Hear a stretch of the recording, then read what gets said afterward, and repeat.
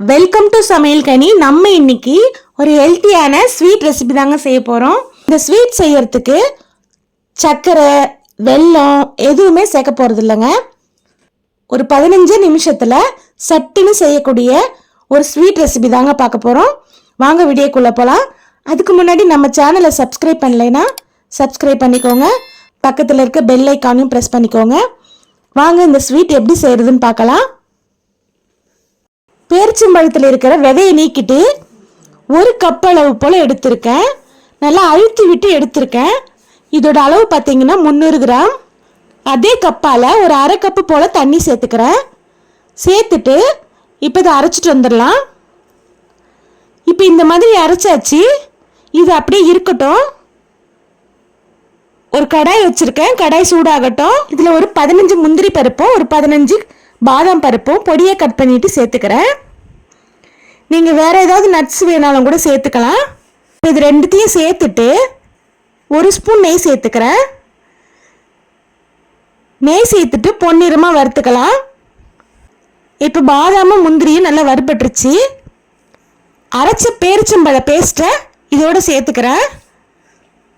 ஒரு 2 நிமிஷத்துக்கு நல்லா வதக்கி விட்டுறலாம். 1 ஸ்பூன் போல் நெய் சேர்த்துக்கிறேன். நெய் சேர்த்துட்டு ஒரு 5 நிமிஷம் வரைக்கும் நல்லா வதக்கி விட்டுக்கலாம். நல்லா இந்த மாதிரி வதக்கினதுக்கப்புறம் பேரிச்சம்பழம் அளந்த கப்பால் அரை கப்பு தண்ணியும் 2 ஸ்பூன் சோளம் மாவும் சேர்த்து கலந்ததை சேர்த்துக்கிறேன். பேரிச்சம்பழம் வேணான்னு சொல்கிற குழந்தைங்களுக்கு இந்த மாதிரி அல்வா மாதிரி செஞ்சு கொடுத்தீங்கன்னா ரொம்பவே விரும்பி சாப்பிடுவாங்க. சோள மாவை சேர்த்துட்டு நல்லா கை விடாமல் கிண்டிக்கிட்டே இருக்கலாம்.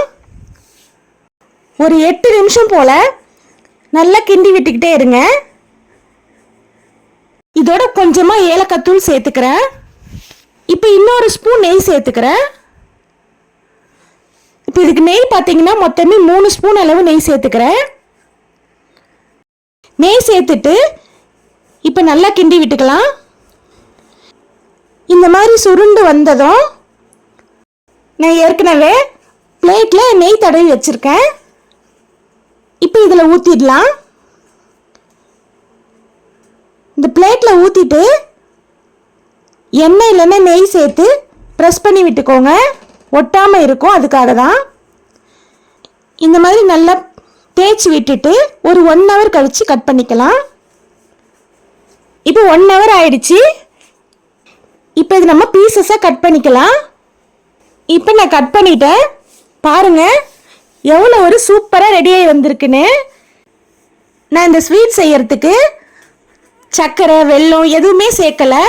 ஒரு ஹெல்த்தியான பேரிச்சம்பழ அல்வா ரெடி ஆயிடுச்சு. இந்த வீடியோ பிடிச்சிருக்குன்னு நினைக்கிறேன்.